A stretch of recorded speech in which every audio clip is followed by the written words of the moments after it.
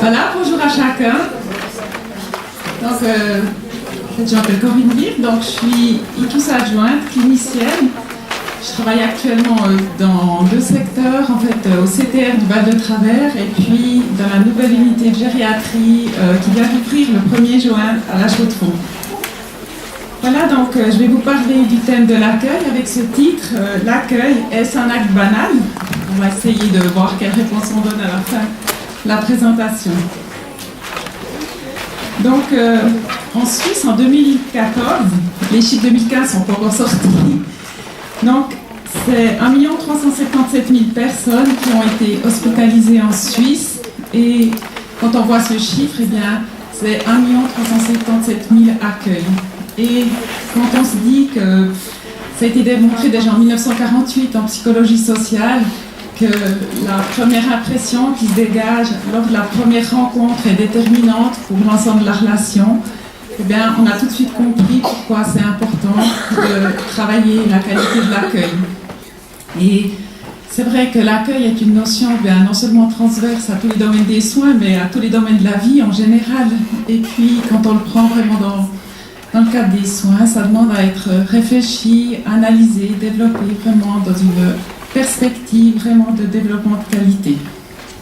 La HAS détermine même des critères très précis pour l'accueil, pour certifier les établissements médico-sociaux. Du point de vue du contexte, on a déjà un petit peu balayé, mais l'hôpital neuchâtelois, c'est donc 2 sites de soins aigus sur Neuchâtel et La Chaux-de-Fonds, et 3 CTR, plus en fait cette unité de gériatrie aiguë qui se trouve en fait sur le site de La Chaux-de-Fonds, qui appartient également en fait au département de gériatrie, réadaptation, soins palliatifs. À savoir que le canton de Neuchâtel possède un taux de séjour en réadaptation important en termes de classement. C'est le 3e canton où il y a le plus de séjours en réadaptation par habitant. C'est pas moins de 2000 admissions CTR.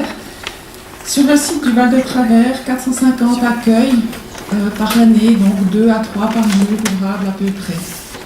Donc le CTR de Couvet du Val de Travers, c'est en fait un CTR qui accueille des patients qui sortent de soins aigus pour une réadaptation gériatrique interdisciplinaire, des durées de séjour environ 18 jours pour une patientèle d'en moyenne 82 ans, fragilisée dans son état de santé avec souvent une atteinte fonctionnelle et une prévalence de troubles cognitifs importants.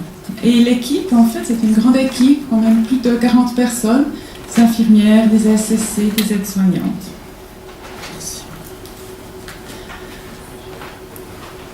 On a pu observer que, comme l'avait aussi signalé Geneviève, qu'effectivement, les premiers jours en réadaptation gériatrique sont quand même particulièrement compliqués pour le patient.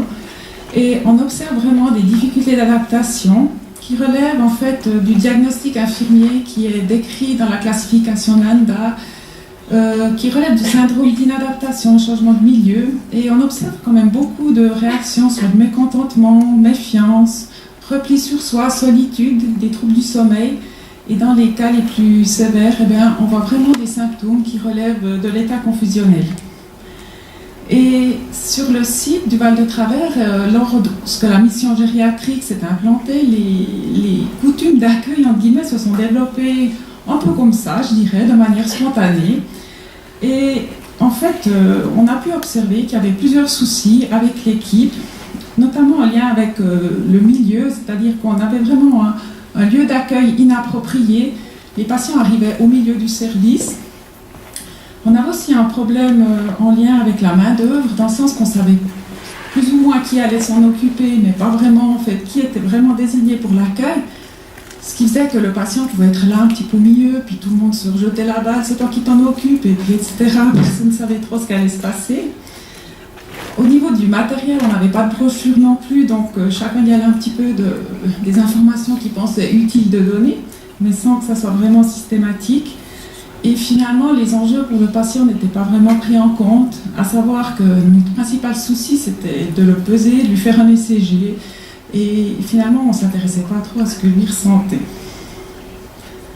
Donc, ma problématique, c'était finalement que l'accueil se passait d'une manière routinière, sans identifier les enjeux pour le patient, ce qui compliquait encore vraiment ses difficultés d'adaptation lors de sa transition en CTR.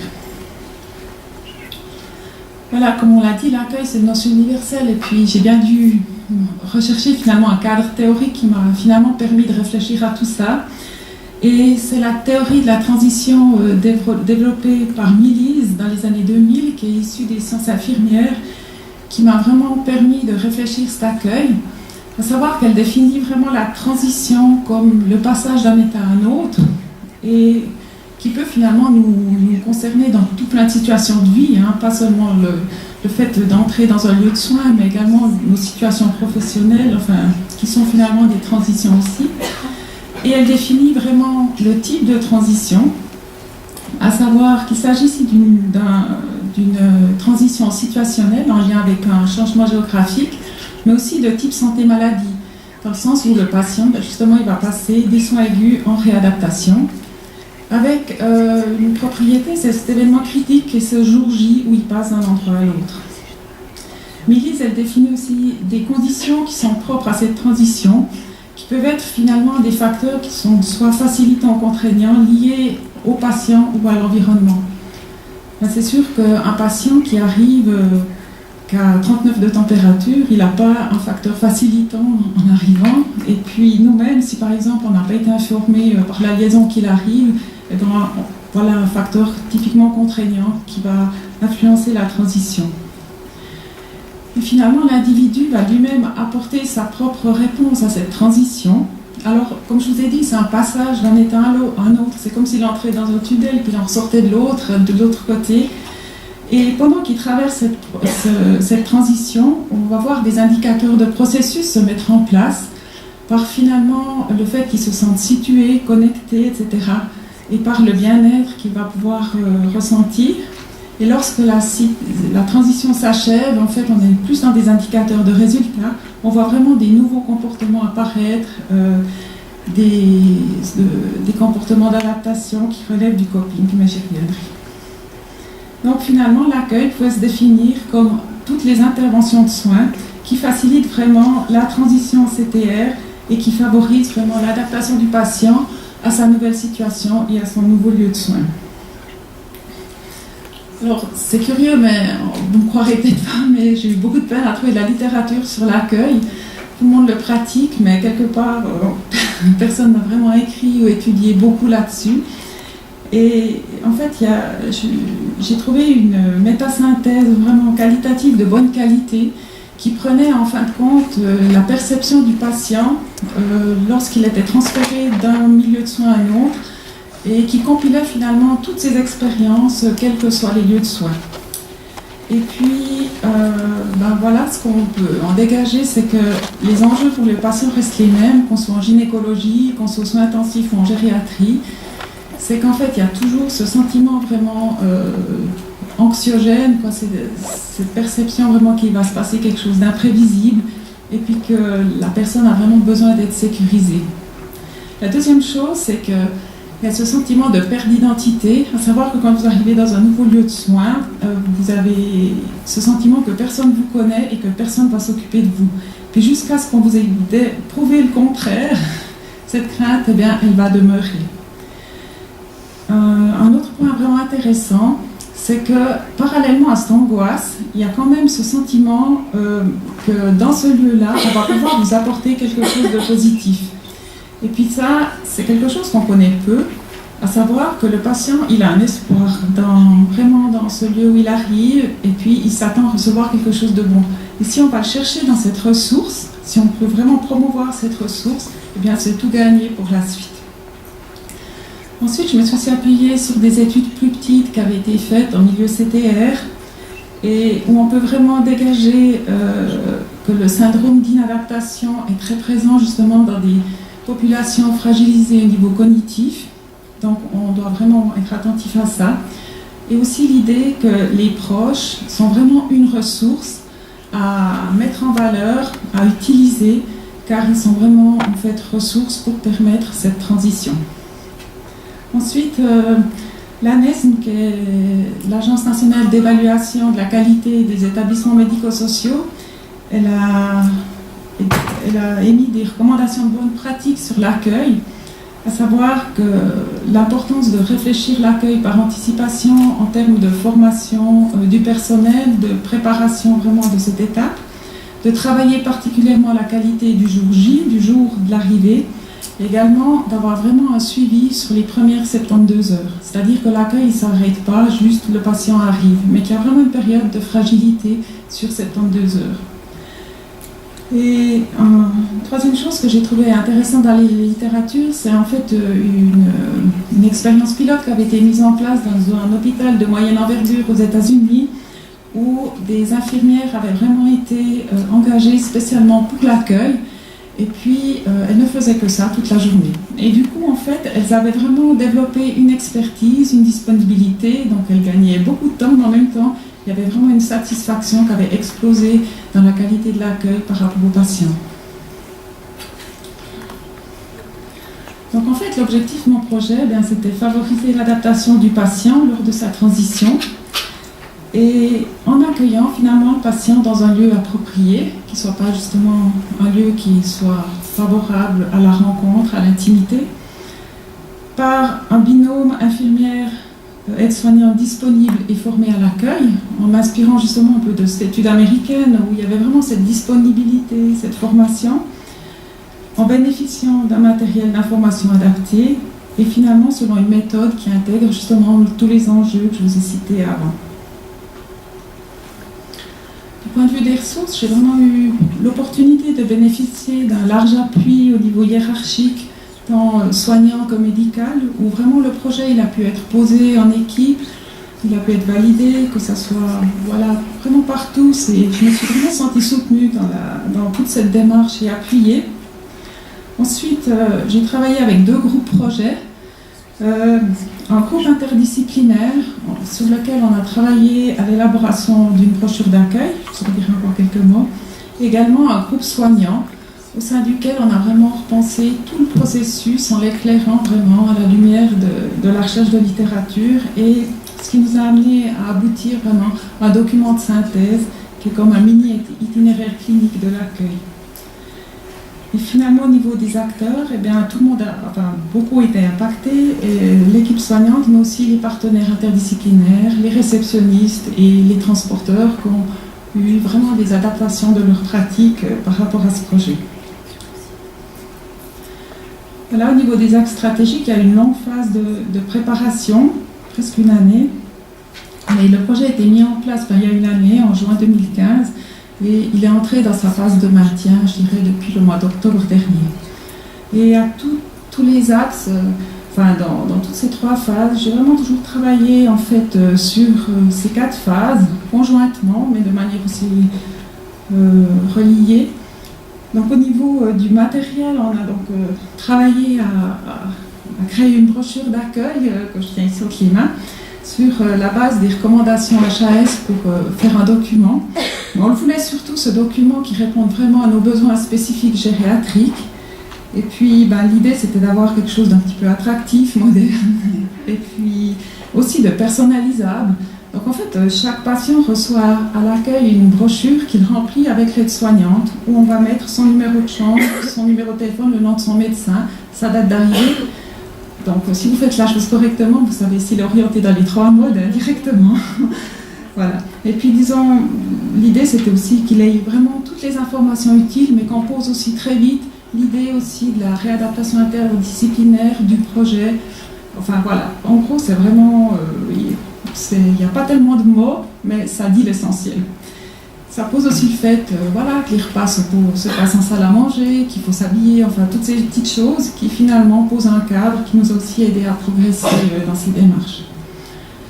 Ensuite, il a fallu pas mal travailler au niveau de l'organisation parce que dégager justement du temps aide-soignant, infirmier, il a fallu un petit peu adapter l'organisation générale du service. Au niveau du processus, on a abouti justement à ce document qui est comme un mini itinéraire clinique de l'accueil où il y a vraiment tout qui est recensé sur les 3 jours, qui fait quoi en termes d'aide-soignante, d'infirmière. Je vous donne juste 2 petites idées, quoi. On a mis par exemple en place des tableaux au bord du lit des patients où avant l'arrivée, on met en fait bienvenue à Koubé, Madame Bourcalter.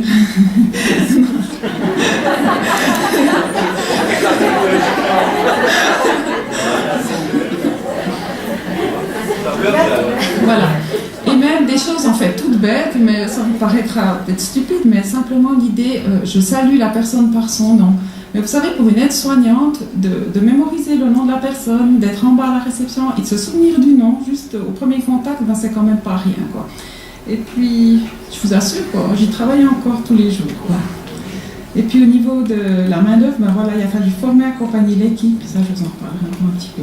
Donc j'ai vraiment favorisé l'intégration de l'équipe dans toutes ces démarches, par ces groupes de travail, par des feedbacks réguliers, le suivi aussi des indicateurs, des retours à l'équipe. Ça pose aussi un petit peu le cadre de ce rôle un peu mixte que j'ai, à la fois d'IPUS adjointe et puis de clinicienne, où on voit en fait que je suis vraiment un petit peu sur les deux terrains, à la fois dans le développement vraiment de meilleures pratiques et en même temps sur la vision globale d'organisation du service. Voilà, donc je dois un petit peu vous expliquer parce que l'idée c'était de favoriser l'adaptation du patient. Donc finalement, comment monitorer l'adaptation du patient, c'est pas quelque chose de forcément très simple à faire. Et je me suis appuyée sur la théorie, la psychologie de l'adaptation qui nous offre quand même des outils de réflexion par rapport à ça. Donc, la théorie des buts personnels et l'autorégulation du comportement, c'est simplement le fait que l'être humain il perçoit souvent un décalage entre ce qu'il aimerait être et ce qu'il se voit être aujourd'hui, et que finalement, c'est ce delta qu'il perçoit qui va lui donner finalement l'énergie pour mettre en place des stratégies d'adaptation. Le coping, en fait, qui met aussi en avant le fait, la perception de ce décalage des ressources qu'on peut percevoir, et tous les comportements ou les émotions qu'on met en face pour finalement s'adapter. Et le concept du bien-être subjectif, en fait le bien-être subjectif, c'est une notion un peu composite qui allie à la fois les affects positifs, la bonne humeur, le calme, l'énergie vitale, mais également tout ce qui concerne la satisfaction de la vie. Et puis ce bien-être subjectif, il se mesure par une échelle qui est développée par l'OMS, la WHO5. Et c'est de ces concepts que je me suis inspirée pour finalement créer mes propres outils pour pouvoir finalement monitorer l'adaptation du patient tout au long depuis son arrivée. Donc en fait, ce que nous pratiquons, c'est la mesure du bien-être subjectif en évaluant deux affects positifs, le fait de se sentir bien et de bonne humeur sur une échelle de 0 à 10 et le fait de se sentir calme et tranquille également sur une échelle de 0 à 10. Et ça, on le pratique à l'arrivée et quelques heures après l'arrivée et une fois par jour durant 72 heures. Ensuite, ce qu'on fait, c'est que lorsque le patient arrive, on ouvre une cible d'adaptation qui rend compte finalement de la perception du patient de son état de santé et des buts personnels de son séjour. Et l'idée, ce sera vraiment d'aller chercher justement ce delta, mais qu'est-ce qui me manque pour rentrer à domicile ? C'est vrai qu'actuellement, je lutte beaucoup avec l'équipe parce que souvent l'objectif du patient, il est libellé ainsi. L'objectif, c'est rentrer à la maison. Mais oui, d'accord, mais qu'est-ce qui vous manque aujourd'hui ? Sur quoi il faut travailler ? Et puis ça nous montre aussi nous-mêmes, en fait, dans quel sens veut aller le patient. Et ensuite, les jours suivants, l'idée, c'est d'observer le patient et de voir dans quelle mesure, en fait, il met en place des comportements adaptatifs. Et par rapport à ces comportements, je les ai listés à l'équipe. C'est des comportements finalement qui sont des résultats des diagnostics infirmiers de la NANDA, où on voit par exemple le patient, il démontre son adaptation par le fait qu'il va poser des questions sur son traitement, qu'il va s'investir dans son projet ou simplement participer aux actions, coopérer, prendre une part active à ses traitements. Voilà, donc au départ, j'avais plus d'indicateurs, mais la vie fait qu'ils se rétrécissent, donc c'est plutôt bon signe, parce que c'est vrai qu'il y a plusieurs indicateurs que j'avais posés par rapport au processus, au fait que les pratiques se modifient, que le patient soit vraiment accueilli à la réception, qu'il reçoive la brochure, et puis petit à petit, en fait, les choses se sont bien mises en place, donc en fait, j'ai pu bien alléger les choses. Donc les indicateurs qui sont encore suivis, c'est justement le taux de mesure de bien-être subjectif, le suivi des cibles et finalement le taux de patients qui maintiennent ou qui augmentent leur bien-être et leur comportement adaptatif. Juste un petit détour par rapport à l'entretien famille. En fait, il s'agit d'un autre projet qu'on avait développé avant, où on pratique en fait systématiquement, durant les premières 72 heures, un entretien semi-structuré avec la famille pour collecter vraiment aussi l'avis de la famille au sujet du projet et de la vie à domicile. Et ce projet, il a vraiment retrouvé un nouveau souffle en étant injecté dans ce projet accueil. Et puis, on suit encore régulièrement que ces entretiens soient vraiment faits parce qu'ils sont vraiment très utiles en interdisciplinarité pour poser le projet. Voilà, pour former et accompagner, il a fallu, c'est vrai, construire cette compétence nouvelle et j'ai agi, c'est vrai, sur le vouloir agir en essayant vraiment de donner du sens à ce projet, en relevant ses valeurs, spécialement l'autonomie, à savoir favoriser le choix du patient par rapport à son projet. Au niveau du savoir agir, il a fallu donner les moyens à l'équipe et là j'ai aussi pu rebondir sur une autre compétence qu'on a développée au travers de l'humanitude dans l'équipe, à savoir vraiment une concentration sur la bientraitance du patient et le développement d'outils appropriés de communication et aussi de pratiques sensorielles autour du patient. Et finalement, eh bien, oui, créer les conditions nécessaires, travailler aussi en coordination interdisciplinaire à la coordination de nos pratiques d'accueil. Et ça, c'est pas encore, je vous dirais, complètement abouti, mais on aimerait tendre aussi aller à développer encore ce côté-là. Pour former l'équipe, j'ai utilisé le jeu de rôle parce que je me rendais compte que j'étais sur le terrain de quelque chose d'un peu psycho-affectif et puis que c'était important finalement de réaliser les enjeux de l'accueil en pouvant le vivre de l'intérieur. Et on a vraiment, au sein de l'équipe, mis en scène des petites scènes d'accueil où il y avait vraiment un soignant qui jouait le rôle du patient, du soignant et du proche. Et dans des retours en grand groupe, on essayait après de décortiquer finalement qu'est-ce qu'on avait pu ressentir et quels étaient les enjeux pour le patient. Et voilà, en fait, l'aspect de l'insécurité ressortait souvent très fort, mais justement ce côté finalement, comme je vous l'expliquais avant, on a chaque fois un espoir quand on a accueilli quelque part, qu'on s'occupe bien de nous, ça ne ressortait pas forcément et c'était important que l'équipe puisse aussi le comprendre. Et donc en fait, l'équipe a bien joué le jeu et à 2 mois finalement de ce jeu de rôle, 94% disaient avoir vraiment changé de regard sur les pratiques d'accueil. Je vais vous montrer quelques résultats. Je ne me suis pas vraiment avantagée dans le sens où je vous montre les résultats des activités que je pense les plus complexes pour l'équipe. C'est la mesure du bien-être subjectif et le suivi des cibles d'adaptation. Donc on voit que les résultats donc, en juin 2015 c'était à 1 mois, ensuite à 3 mois et ensuite à 9 mois en mars. Donc les mesures sont quand même globalement faites, en tout cas dans plus que la moitié des cas prévus. Mais en même temps, c'est vrai que ça reste quand même pas tout facile pour l'équipe de mesurer le bien-être du patient. Je pense qu'il y a une part qui est imputable au patient lui-même par des fois sa difficulté de compréhension des questions. Mais en même temps, il y a aussi une part imputable à l'équipe et à la représentation en fait, qu'il a du bien-être. Et j'ai pu collecter des remarques du style c'est difficile de poser la question à une personne hospitalisée de savoir si elle se sent bien, si elle se sent en bonne humeur, rien que parce qu'elle est à l'hôpital. Et quelque part, on ne se sent pas bien de poser cette question, comme si c'était indécent d'imaginer finalement qu'un patient peut être bien de bonne humeur quand il est dans un hôpital.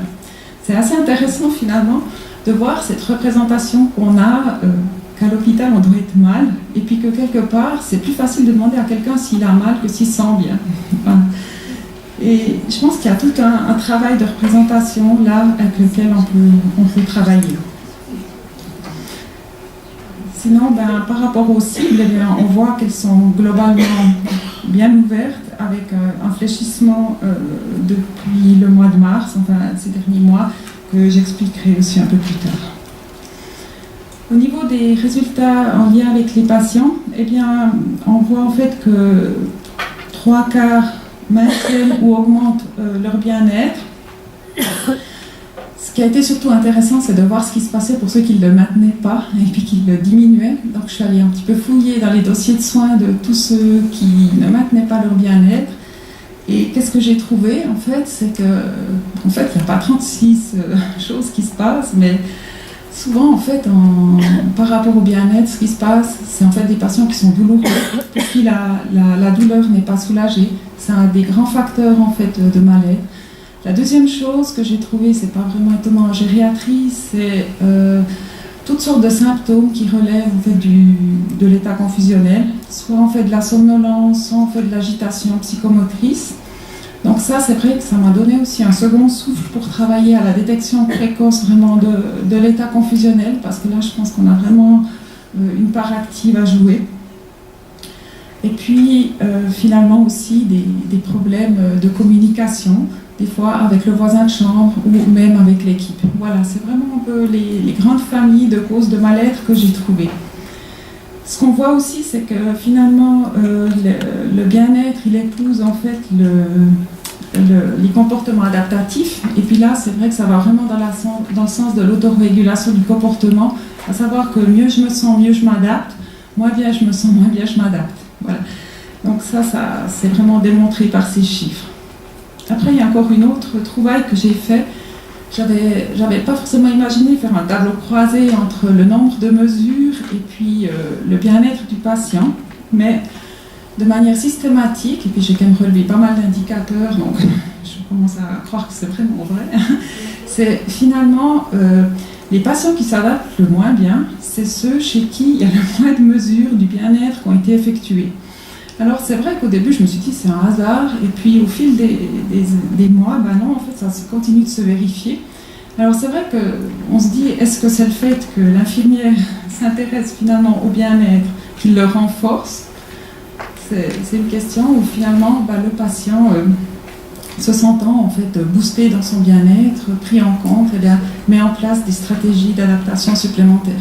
En tout cas, ça parle vraiment en faveur du thème de la journée, la promotion de la santé par la discipline infirmière, en voyant que finalement, qu'en ne s'y intéressant pas, les patients s'adaptent moins. Donc les difficultés au quotidien, effectivement, le contexte institutionnel n'a pas été toujours très favorable par rapport à la mise en place de ce projet. Quelques jours après avoir présenté le projet, décidé des dates de mise en route, etc., la direction annonçait la fermeture du site à l'aube fin 2016-2017, ce qui était quand même un gros choc pour l'équipe. Et puis amener un projet de développement de qualité centré sur le bien-être dans des conditions comme ça, c'est vrai que c'était pas tout facile. Et puis je pense que ça reste encore quelque chose qui est mon quotidien tous les jours. Voilà. Ensuite, la représentation du bien-être, je vous en ai parlé. Et ce que j'aimerais encore vraiment voir se développer, c'est vraiment l'exploitation collective des données, à savoir que mesurer le bien-être un jour, ça ne sert pas à grand-chose, il faut que ça suive derrière. Et puis on a vraiment vu que on a pu vraiment relever des expériences positives où typiquement, une infirmière qui dit oui mais vous aviez un bien-être à 10 ce jour-là, vous chutez à 4, qu'est-ce qui s'est passé? Et puis là, souvent on soulève des lièvres. Il y a eu un problème le soir avant parce que la personne n'a pas été positionnée comme elle voulait au coucher, ou bien elle n'a pas été entendue dans ses problèmes de sommeil. Mais voilà, vraiment par un suivi, on remarque qu'on arrive à décanter vraiment des situations problématiques. Donc au niveau des plus-values, effectivement on a un suivi proactif, vous l'aurez compris, au niveau du patient. Au niveau interdisciplinaire, l'objectif personnel du patient est tracé plus rapidement, et aussi l'avis de la famille est aussi pris en compte. On a donc développé vraiment le rôle autonome. Là, je crois vraiment qu'on est au cœur du rôle autonome infirmier au niveau de l'accueil, mais aussi de l'aide-soignante, par son rôle vraiment peut-être plus hôtelier. Et finalement aussi une amélioration de l'image. On a beaucoup de retours positifs des patients en termes de satisfaction, comme ils ont été accueillis, ils sont touchés par le petit mot sur le tableau, ça ils le verbalisent. Et puis dans mon rôle clinique, j'ai pu vraiment poser un rôle de médiatrice interdisciplinaire par le fait de coordonner les pratiques, travailler aussi à cette brochure en interdisciplinarité.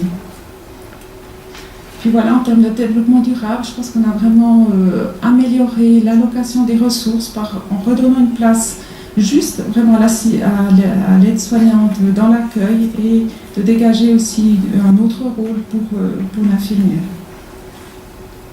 Donc en termes de maintien et de développement, j'ai été ravie de pouvoir, c'est vrai, gentiment implanter aussi ce projet dans l'unité de gériatrie aiguë.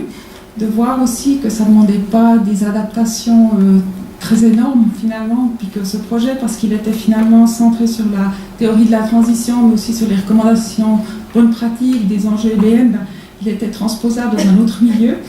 Alors ben voilà, c'est encore tout frais, il va falloir voir comment on vit les choses un peu à l'avenir. Donc l'idée c'est aussi de former les nouveaux collaborateurs. On est dans des périodes d'équipe qui bougent beaucoup, donc ça demande voilà, beaucoup de présence, de pouvoir suivre ça.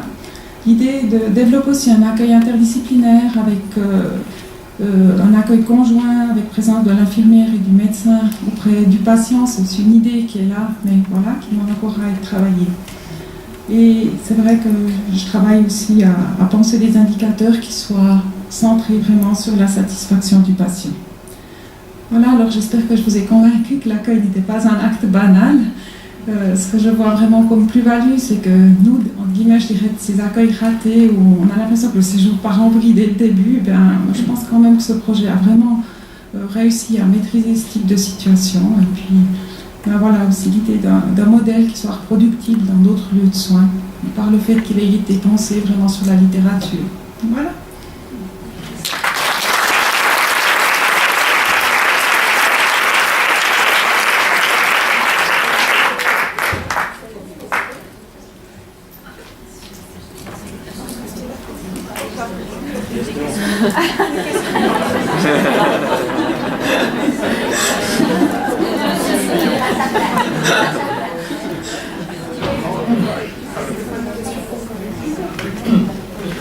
Bonjour. En termes d'accueil, est-ce que vous avez éventuellement réfléchi à une solution de pré-accueil, notamment en EHPAD, c'est-à-dire donc inviter la personne avec sa famille ou ses proches, la personne de confiance, à un moment où le service est calme, en amont de l'accueil? Vous dites si elle doit aller dans un EHPAD, c'est ça votre question? Oui. En fait, je pense que tout mon projet transition-accueil, il est possible à réfléchir transition-sortie. En fait, il faudrait juste un petit peu de temps pour imaginer. Mais en fin de compte, comme la transition, elle est la même, hein, donc on pourrait tout à fait imaginer de développer des idées par rapport à comment mieux préparer la sortie. Puis je vous rejoins tout à fait, je pense que on gagnerait beaucoup plus parfois à encourager des visites dans les homes depuis les CTR plutôt qu'à essayer de convaincre les gens au pied du lit. Ouais, ça me paraît quelque chose de très clair. Ouais.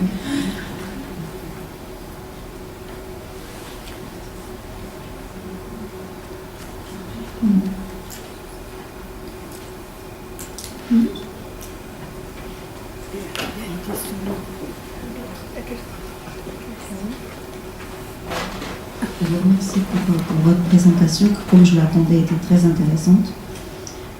J'avais une question sur l'analyse. J'ai trouvé très pertinent les différents éléments que vous avez déjà mis en exergue. Et puis je me disais dans quelle mesure ce ne serait pas intéressant de mobiliser d'autres personnes qui sont experts dans ce type d'analyse, comme par exemple l'a fait une de vos collègues qui a présenté tout à l'heure. Et d'autant plus que ces institutions cherchent des milieux cliniques où il y a des données, etc. Donc c'était un peu une idée qui émergeait en moi pour justement promouvoir et soutenir la réflexion que vous avez déjà. Pourquoi pas aussi permettre qu'il y ait une publication sur ces aspects. Parce que finalement, ce n'est pas des types de lectures que j'ai déjà beaucoup vues. D'ailleurs, vous l'avez aussi indiqué dans votre littérature. Oui. Donc ce n'était pas en fait une question. C'était une encouragement. Voilà.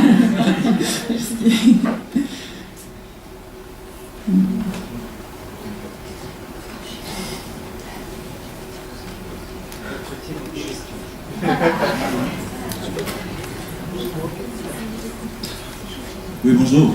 Bonjour. Donc moi j'ai écouté votre présentation qui est assez intéressante.